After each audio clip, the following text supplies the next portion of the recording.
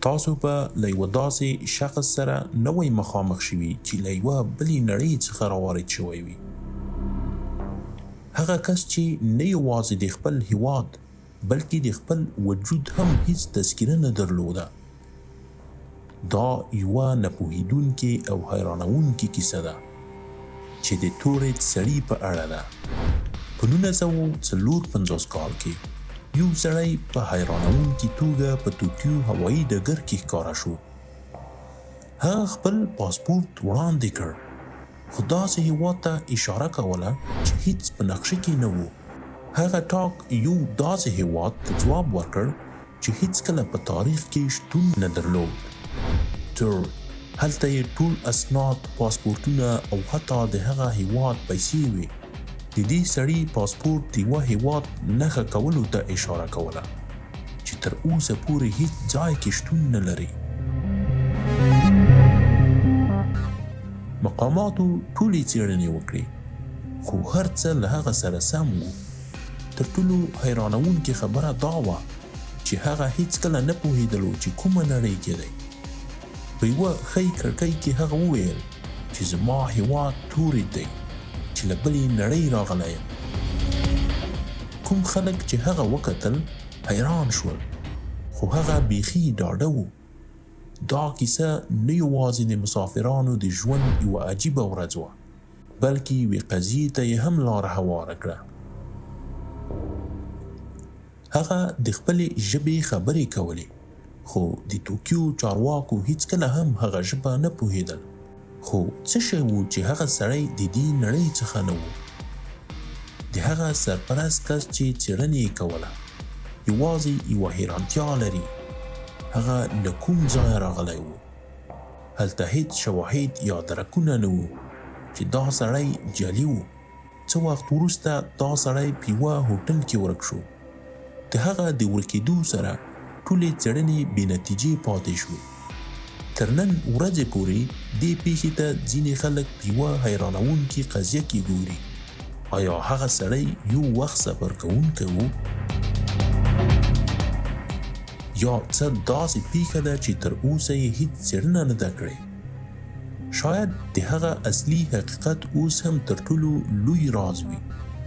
تر دې وروسته د دې پیښې په اړه ډېرې نظریې راپورته شوې.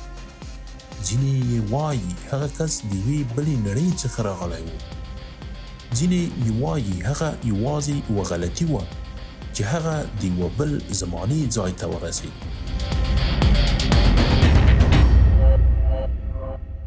یو شمېر خلک وایي چې هغه سړی په حقیقت کې د یوې مخفي حکومت په اړه ځینې پټ معلومات لري.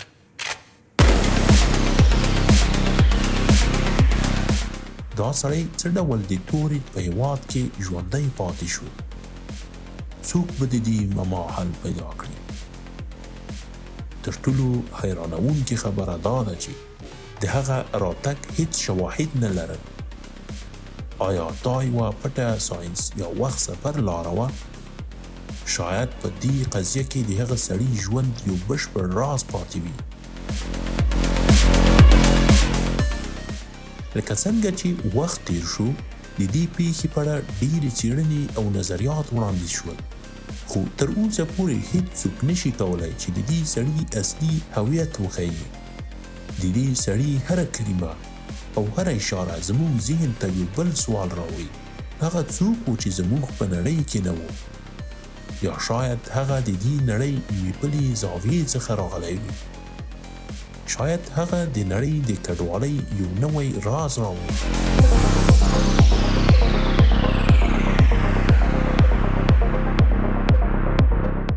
د هغه پاسپورت هم د بلې نړۍ قضیې ته د دې اشاره کوله چې آیا موږ ټول د هغه سړي د نړۍ د ناڅرګند راز په لټه کې یو، یا یوازې یو عادي انسان و چې د یوې عجیبې تېروتنې له امله په یوه بل ځای کې پیدا شو.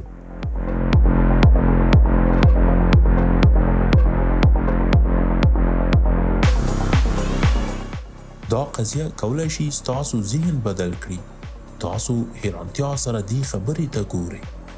د دې سړي پټه هیڅکله نه موندل شوه، خو د هغه ټاک سره د یوې بلې نړۍ افسانه پاتې شوه. د هغه له وړاندې کولو وروسته د دې کیسې ټوله نړۍ کې غوغا راپورته شوه. آیا موږ د هغه سړي د شتون بشپړ حقیقت ته رسیدو ته نږدې یو، یا یوازې زموږ ذهنونه دغه قضیې ته یوه خرافه په توګه درته وړاندې کوي؟ که چیرې تاسو د دې سړي یا د دې قضیه په اړه څه اورېدلي وي، نو له موږ سره یې شریک کړئ. دا سړی د نورو انسانانو لپاره په یوه قضیه بدل شو. د دې سړي ورکېدل موږ ته دا ښوونه کوي چې حقیقت هم ممکن د زړه راښکونکي قضیو سره وړاندې شي. څوک پوهیږي چې شاید موږ ټول د یوې بلې نړۍ په لور روان یو. په نهایت کې دا سړی موږ ته دا یادونه کوي چې زموږ د نړۍ نه پوهېدنه دومره لویه ده. که تاسو دا قصه خوښه کړې وي، نو ویډیو ته ګډون وکړئ. راځئ چې د نورو مرموزو قضیو په اړه هم پوه شو. دا قضیه به د تل لپاره یوه ناحل شوې مسله پاتې شي. د دې قضیې په اړه تاسو څه فکر کوئ؟ شاید تاسو د دې سړي د حقیقت نه پوهه ولرئ، خو موږ ټول یوه قضیه ته اشاره کوو. دا په زړه پورې داستان زموږ ذهنونو ته یو بل حیرانوونکی قضیه رسوي. تاسو څه فکر کوئ؟ آیا هغه سړی له بلې نړۍ راغلی و؟ مهرباني وکړئ خپل نظریات لاندې په کومنټ کې شریک کړئ. موږ ستاسو ځوابونو ته سترګې په لار یو. دا یوه قضیه ده چې تر اوسه پورې هیڅوک یې حل نه دی کړی.